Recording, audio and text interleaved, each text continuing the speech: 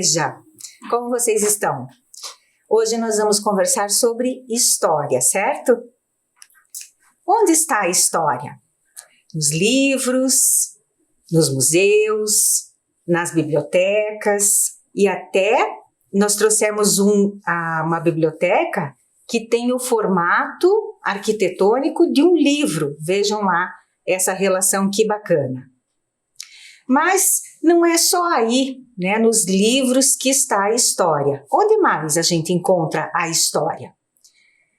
Nos relatos e nas fontes históricas. Nas fontes históricas que podem ser diversas, podem ser imateriais. Por exemplo, a gente pode ter uma fonte histórica que a gente não possa tocar. Essa fonte, por exemplo, são os relatos orais, que são passados de geração a geração.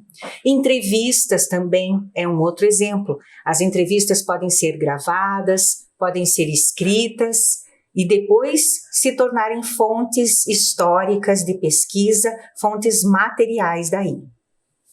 Vamos ver algumas fontes históricas materiais. Objetos e utensílios, por exemplo, um vaso. Nos achados arqueológicos, encontram-se peças de vaso, de louças, de utensílios. E é possível dizer em que período foram produzidas, o material se era da região ou se foi trazido de outro lugar. Então, sim, a partir desse tipo de objeto é possível contar história. Os registros científicos também, por meio deles a gente fica sabendo como os cientistas, os pesquisadores de determinada época pensavam e a partir deles já ter um corpo de pesquisas feito e dar continuidade ao trabalho a partir deles. E documentos e certidões, como eram as certidões de nascimento, de casamento, por exemplo?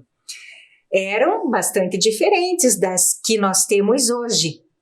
Eram escritas de forma diferente. Outros objetos, por exemplo, como roupas, acessórios, também ajudam a contar a história. Houve uma época já em que os homens usavam chapéus. E não só nesse modelo que nós estamos vendo, mas todos já usaram para sair à rua, era importante, por exemplo, usar a cartola e a caneta. Hoje nós temos caneta, temos lápis, temos vários objetos, mas já houve um tempo em que era preciso colocar a tinta na caneta tinteiro, senão ela não cumpriria com o objetivo da sua funcionalidade. Vamos adiante. Há outras fontes históricas materiais, por exemplo, na arquitetura, e nós vemos aqui uma imagem de Antonina, do Centro Histórico de Antonina, no litoral paranaense. E vemos ao lado dessa imagem o dinheiro, uma cédula de 200 cruzados. 200 cruzados novos. O dinheiro também ajuda e pode contar a história de uma sociedade, né, dos seus meios, dos seus recursos. Essa emissão, por exemplo, foi feita em 1989, em homenagem ao centenário da Proclamação da República. E aqui a gente já pode até imaginar que se essa emissão foi feita em 1989 e ela é em comemoração ao centenário da Proclamação, centenário é 100, não é? Então, eu subtraio 100 de 1989 e descubro o ano da Proclamação da República, que foi 1889. Viram só? Vamos prestando atenção. Os jornais também são fontes históricas materiais e eles também ajudam a contar a história. Vejam essa manchete do Jornal do Comércio, Comércio com 2 M's, era o nome do jornal lá de Pernambuco, anunciando o Plano Real em 1994. Leiam lá, por favor. Real começa a circular e Itamar garante plano. Então, a manchete do jornal anuncia e comunica essa mudança na economia. O outro jornal também, o Globo, conta pela manchete dele um período anterior ao lançamento do dinheiro do real. Mas nós temos um novo capítulo na história do real, não é mesmo? Temos acompanhado no noticiário que estamos com uma nova cédula de R$200. O Banco Central, no início, anunciou que lançaria neste final de agosto de 2020 uma nova cédula para fazer parte da família de dinheiro que já existe. Vejam o anúncio feito pelo Banco Central. Sabem quem vai entrar para a família? Vem aí a nova cédula de R$200 e estampado o lobo-guará, que vai fazer parte dessa cédula. E por que essa medida foi tomada?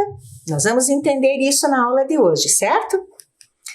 Foi tomada porque houve um aumento de demanda por dinheiro vivo. Dinheiro vivo é o dinheiro em espécie, certo? E demanda, professora? Demanda significa procura. Então, pedido. Então, vamos ver de novo. Aumento de procura. Aumento de procura por dinheiro vivo. Aumento, e as pessoas estão pedindo, procurando pelo dinheiro.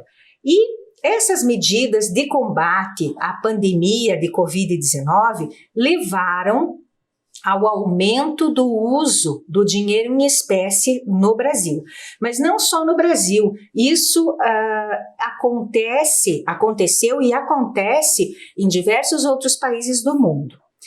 Em março, quando começou o isolamento social, a quantidade de dinheiro vivo com a população era de aproximadamente 216 bilhões. Nesse período em que estamos, aproximadamente, essa demanda é de 277 bilhões de dinheiro vivo com a população. Isso significa que aumentou. Então, a população está por esse pedido, por essa demanda de dinheiro em espécie novo. Entre os motivos para a maior demanda, então, por cédulas e moedas, está o fenômeno chamado de entesouramento, ou seja, o dinheiro guardado em casa. Mas vocês podem dizer, eu não tenho dinheiro guardado na minha casa, eu também não tenho na minha. Mas vamos entender o que isso significa no contexto maior de todo o nosso país. Com a redução da atividade econômica, mesmo com os valores pagos em espécie aos beneficiários dos planos governamentais, que são o auxílio emergencial de R$600, programas, outros todos pelos quais as pessoas recebem o dinheiro também em espécie, mesmo com este recebimento, o dinheiro não teve a circulação e o retorno na velocidade esperada. Então, por quê? Porque há uma diminuição no volume de compras em toda a sociedade. Todo mundo está pagando, comprando, mas em menor escala. Então, vamos lá. Eu recebo o dinheiro, eu pago, eu compro. A outra pessoa que recebe o dinheiro também, ela também vai pagar, ela também vai comprar. Mesmo assim, vocês podem dizer, então, o dinheiro está circulando. Mas não, ele está bem menos. O dinheiro não está circulando como antes, certo? É mais barato também, um outro motivo, emitir 100 notas de R$200 do que 200 notas de R$100. Vamos representar isso para facilitar. Se eu preciso de R$1.000, ou vou receber, quiçá, R$1.000, eu preciso de quantas notas, quantas cédulas de R$100? Se for R$100, eu preciso de 10 notas. E para ter R$1.000 com notas de R$200, nós precisamos apenas de 5 notas ou 5 cédulas. Então, o volume diminui. Recapitulando, então, por que essa medida foi tomada? Porque houve maior procura por dinheiro vivo, porque o dinheiro não está circulando como antes. Além disso, o dinheiro fica desgastado, vai ficando velho, usado e precisa ser retirado de circulação. E vimos que é mais barato para o governo emitir notas de R$200 do que de 100, porque o custo é menor. Todo o custo envolvido na produção de um dinheiro que hoje nós vamos ver mais adiante tem marcas especiais, tem toda uma série de proteções, né? Então vamos entender agora, num breve vídeo, o que é emissão, circulação e quando o papel dinheiro passa a ser dinheiro de verdade. O dinheiro está presente na vida de todos. Os brasileiros de norte a sul do país usam cédulas e moedas de real para comprar, para fazer pagamentos e até mesmo para guardar e fazer uma poupança. Mas como as cédulas e moedas nascem? Sempre que há necessidade de mais dinheiro em circulação, o Banco Central emite novas cédulas.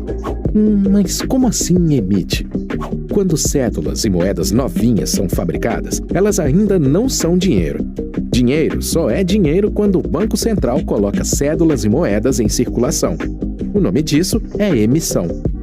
Mas e antes de virar dinheiro e entrar em circulação? Antes de serem emitidas, as cédulas e moedas precisam ser fabricadas, seguindo um rigoroso processo. Cada uma delas é cuidadosamente projetada para que as pessoas, os comerciantes e os prestadores de serviços possam ter certeza de que são reais válidos. Por isso, as cédulas e moedas são desenhadas com itens de segurança: alto relevo, marca d'água, número escondido. É muito importante que todos saibam como identificar uma nota verdadeira. As notas não param. Assim, de mão em mão, de carteira para a bolsa, do caixa do comércio para o banco e de lá para outras pessoas. As cédulas vão se desgastando e com o tempo podem ficar bem velhinhas. Aí é hora de se aposentar. Todas as notas estragadas, rasgadas ou bem desgastadas têm que ser retiradas de circulação. Mas tem um detalhe muito importante: dinheiro custa dinheiro. E é por isso que precisamos cuidar bem das cédulas de real. Não rabisque, não escreva, não carimbe, não fure, não rasgue.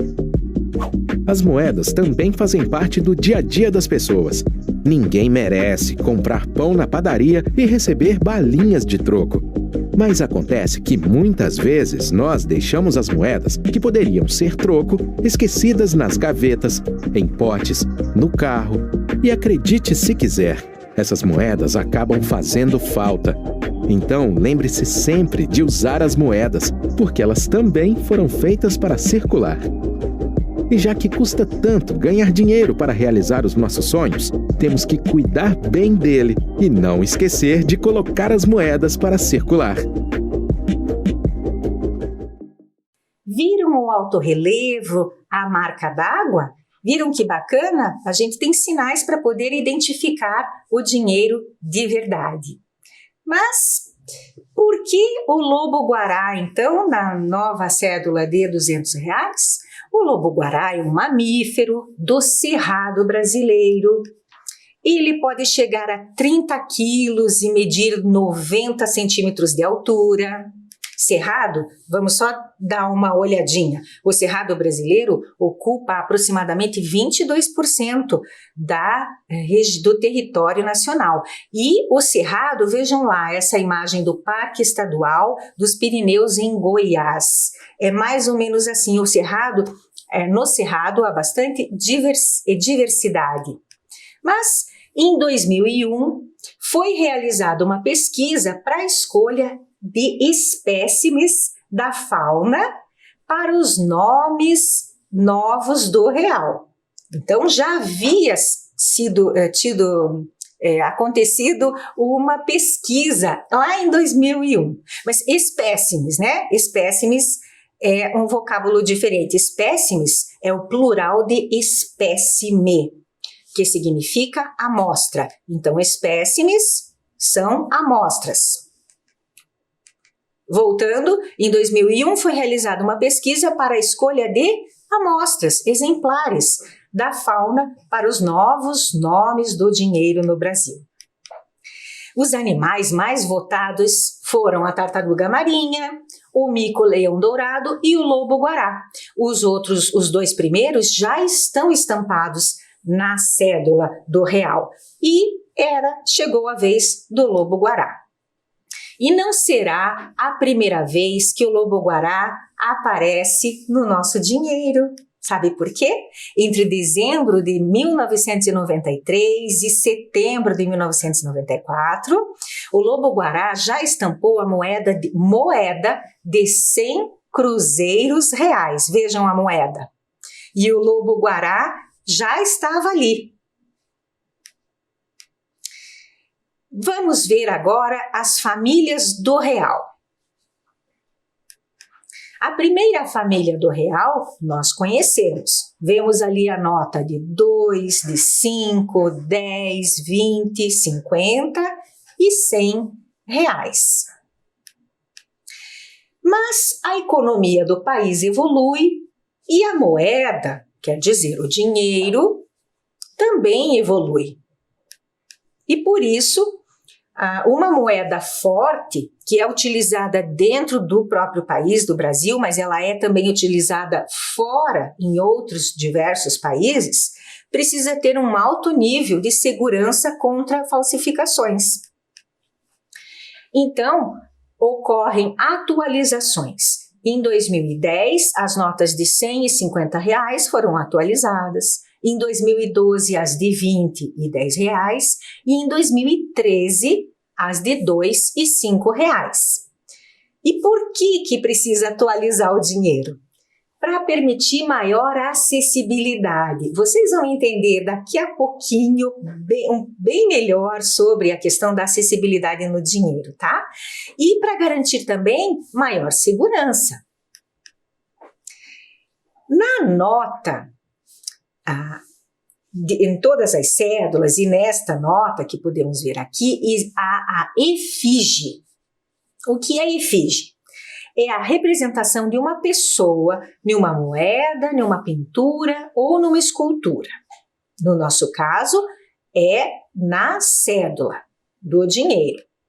E essa é chamada efígie da República.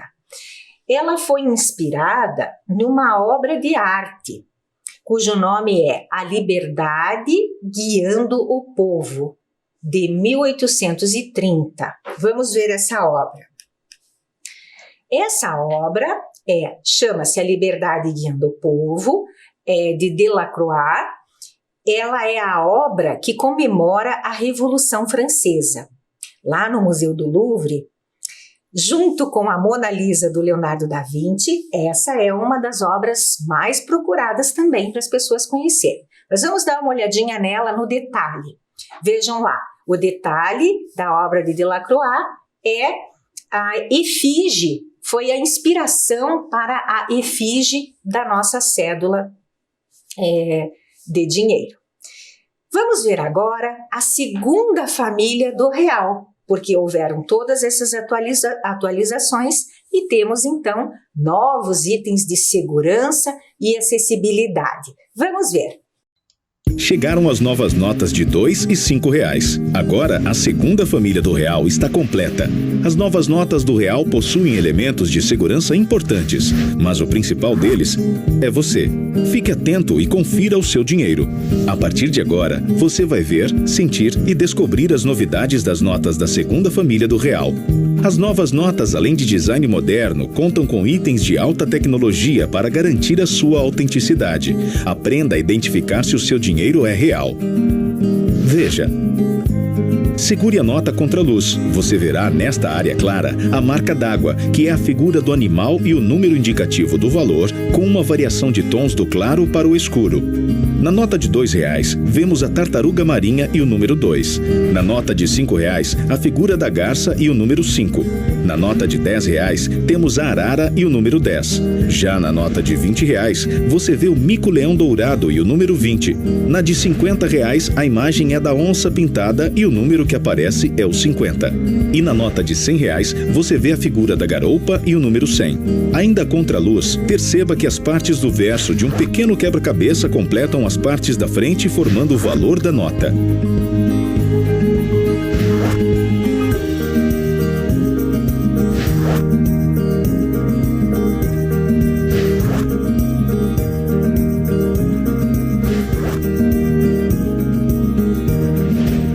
Observe. Você também verá um fio escuro próximo ao meio da nota. É o fio de segurança.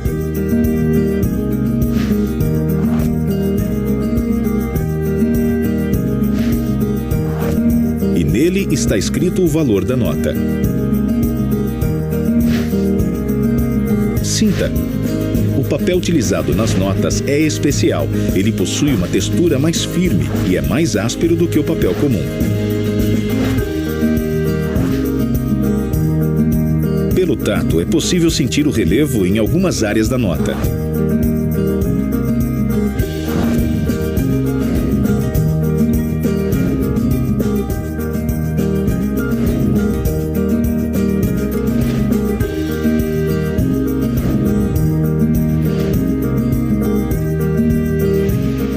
Nas notas de 20, 50 e R$100 também há áreas em relevo no verso. Descubra. Movimente a nota e descubra o item de segurança que só as novas notas de R$10 e R$20 têm. O número no canto superior direito muda de cor do azul para o verde. Uma barra brilhante parece rolar pelo número. Movimente as notas de 50 ou R$100. Você verá na faixa holográfica o valor da nota e a palavra reais se alternando. A figura da onça ou da garoupa tornam-se coloridas.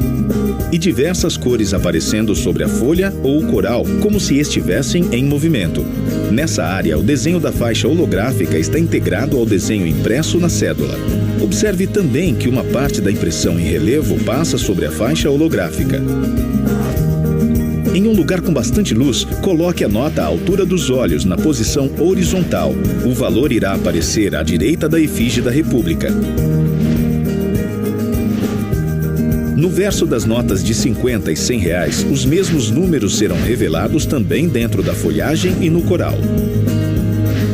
Ao utilizar uma lente, é possível observar o valor da nota em pequenos números na frente, em volta da efígie, e no verso, na área em volta da gravura do animal.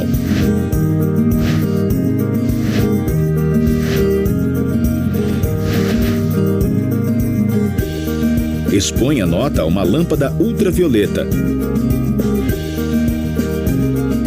Na frente, observe o seu valor à esquerda da marca d'água. No verso, a numeração de série vermelha ficará amarela e nos dois lados da nota você verá pequenos fios na cor lilás.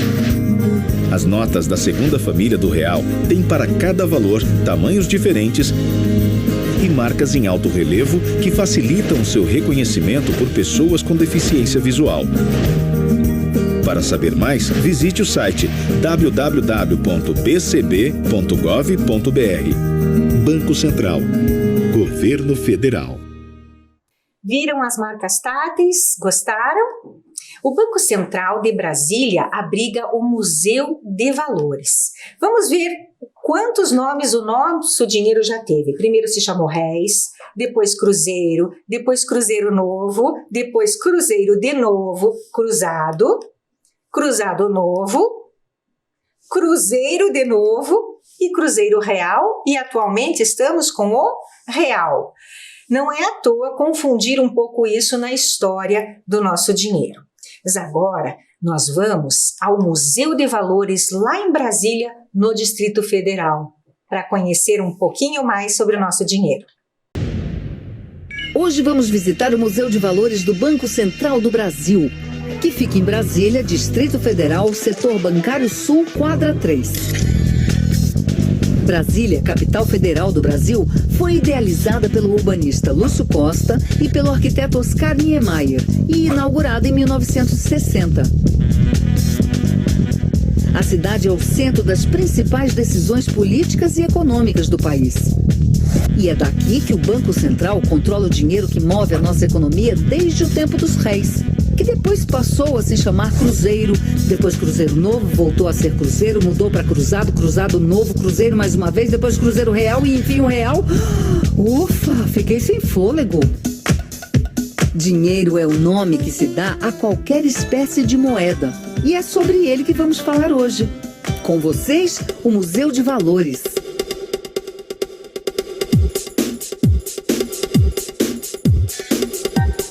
Bem-vindo ao Museu de Valores do Banco Central.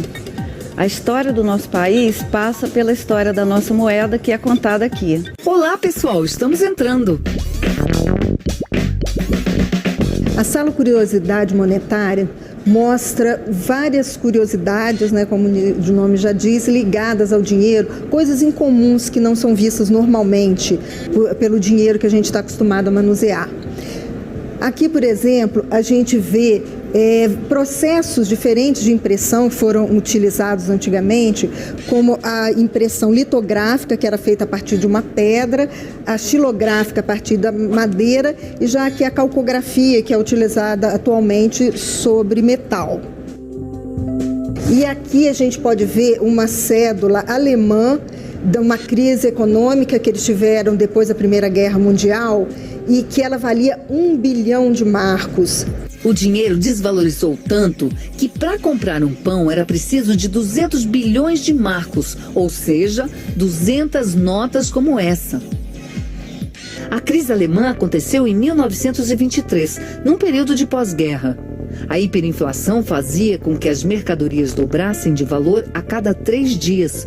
O marco alemão perdeu totalmente o valor. Um pesadelo.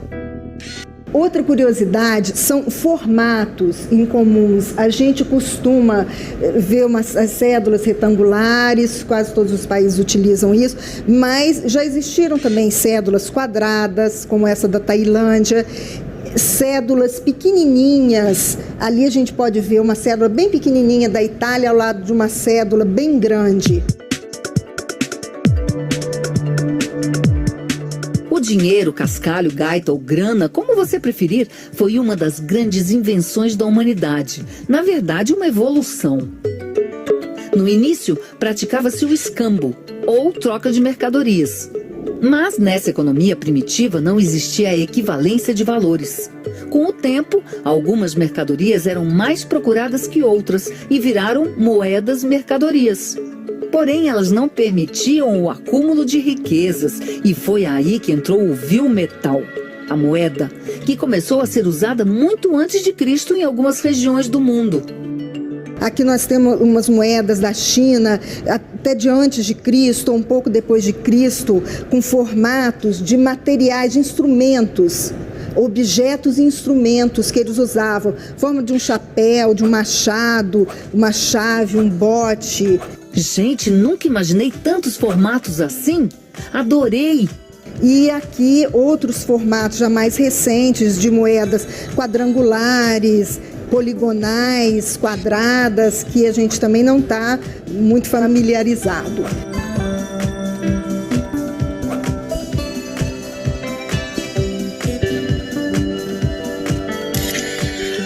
Eu sou alemão.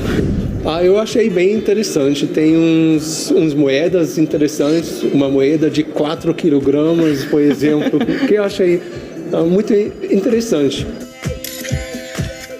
Essa moeda muito grande, a necessidade de fabricar essa moeda foi o pagamento de uma dívida de pós-guerra que a Suécia teve que pagar a Dinamarca. Eles pagaram até um certo ponto com a prata, depois o estoque de prata deles termina e eles são obrigados então a cunhar num metal menos nobre, e aí o tamanho então teve que ser muito grande para ver essa compensação. Aqui moedas muito pequenininhas que são submúltiplos de uma moeda chamada stater. Essas moedas foram cunhadas na Fenícia e elas são as menorzinhas que a gente tem conhecimento. Gostaram? Uma curiosidade. Quando Dom Pedro I foi coroado, era costume fazer moedas para presentear a quem fosse à missa.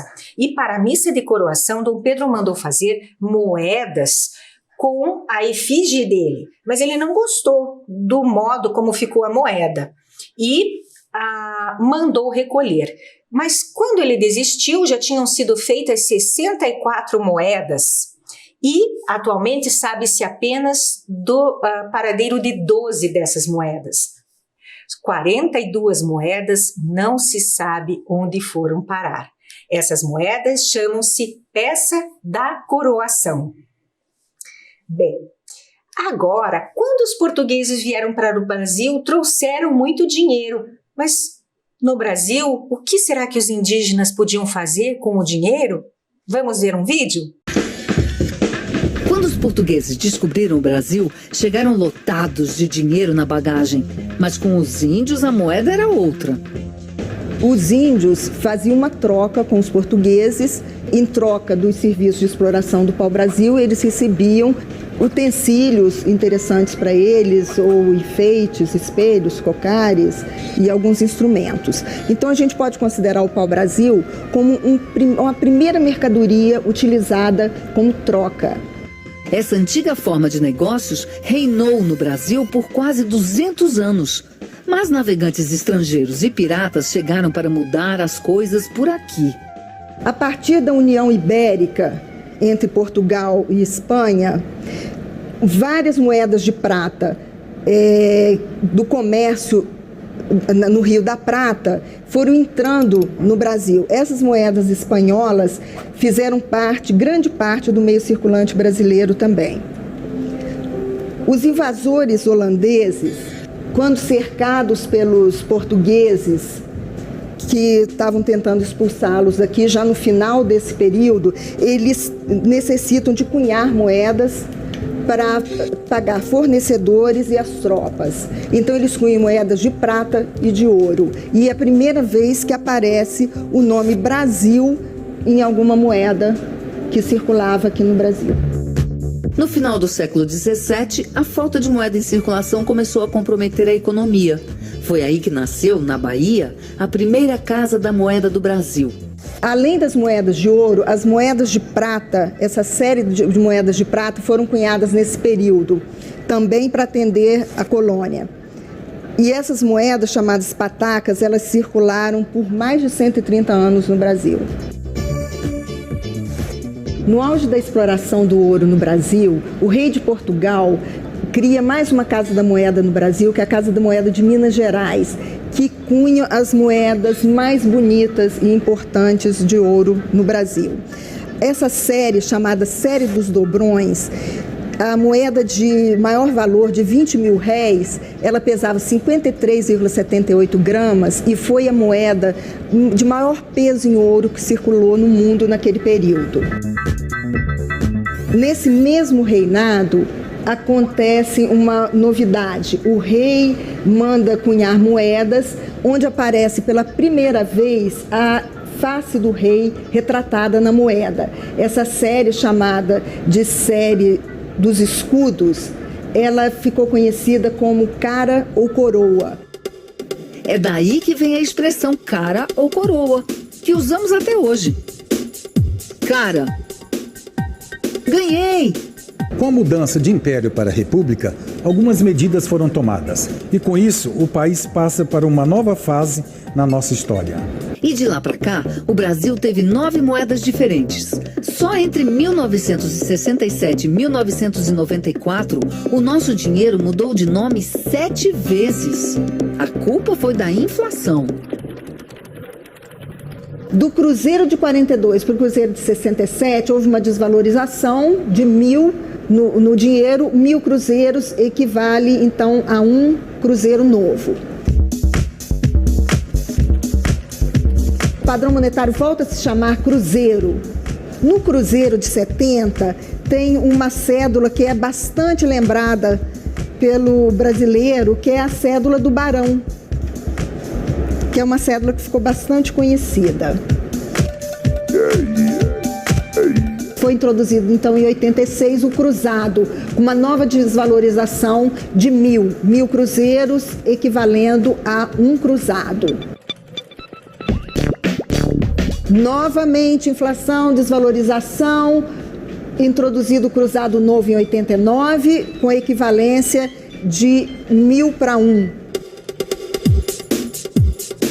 Em 90, o nosso padrão volta a se chamar cruzeiro e são emitidas cédulas nesse padrão, algumas carimbadas.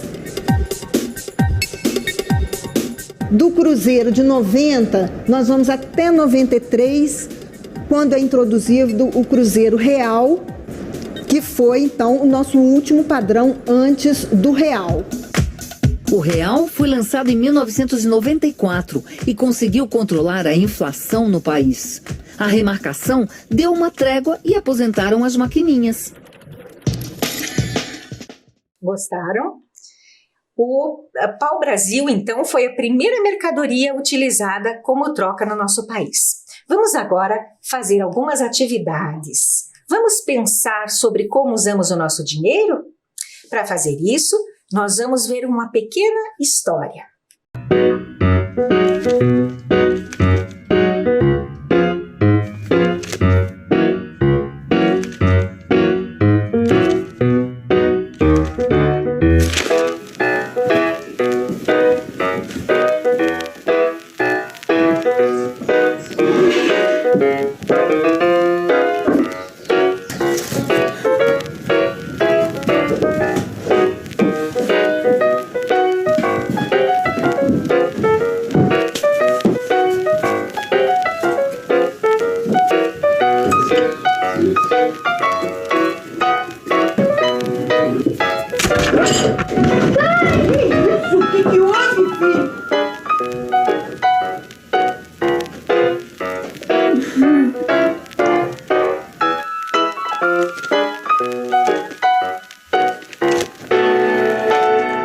Sua tataravó. Minha tataravó era sua avó? Isso mesmo. E a sua avó onde está? Saiu cedinho pra levar a mãe na estação. E não fez pão. Ela comprou esse daí. Sei. Quer manteiga, vó? Eu só como pão feito em casa.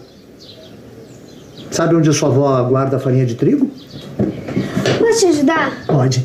Assim você aprende a receita. Vou pegar farinha de trigo. Isso. Desculpa, derrubei tudo. Puxa.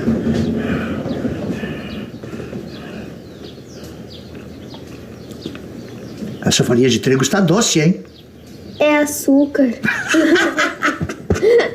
Temos que limpar. Venha me ajudar.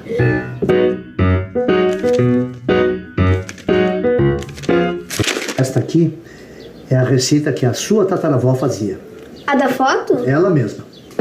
A gente pega só um pedacinho do fermento e depois, ao final, acrescenta um pouco da massa nova ao fermento que sobrou. E guarda. Ela vai se tornar uma massa única que servirá de fermento para os próximos pães. O de amanhã, o de depois de amanhã, da vida inteira.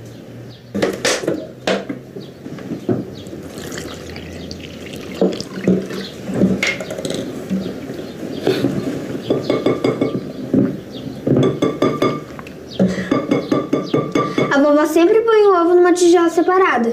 Pra quê? Pra sujar mais tigela? Bobagem. Ui, que fedor! O ovo estava podre. Pegue outro. Pego, mas acabou o leite. Mas tinha tanto na garrafa. Eu bebi. Bebeu tudo? Se tivesse colocado o ovo numa tigela separada? O que você falou?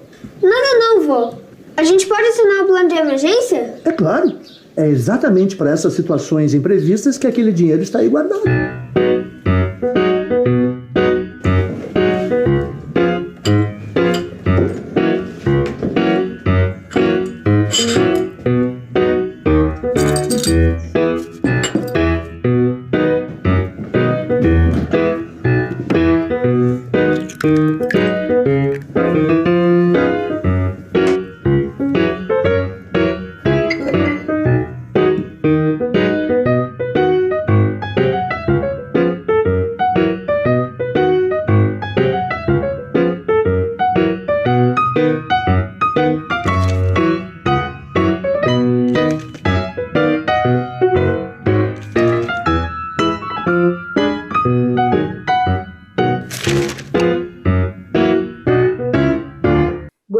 desse filme, nós precisamos pensar sobre o que fazemos com os nossos recursos.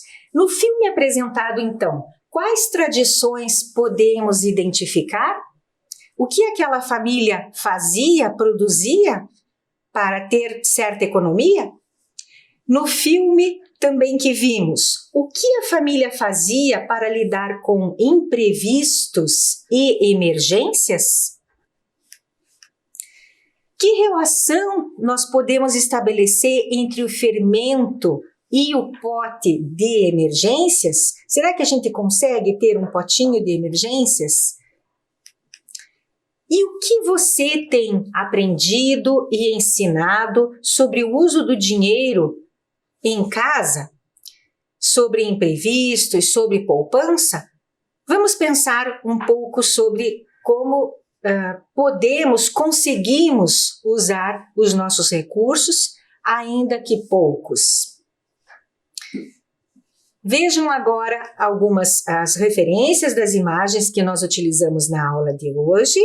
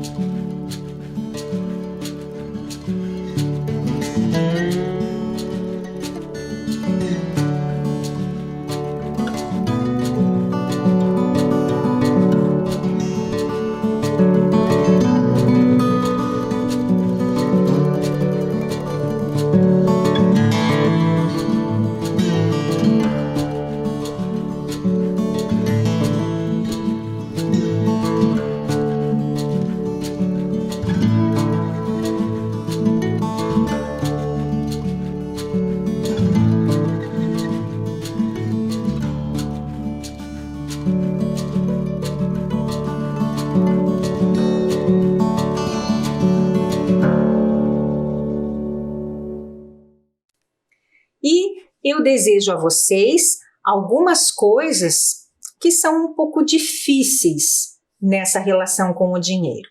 Amor, paz e saúde a todos vocês. E até a próxima!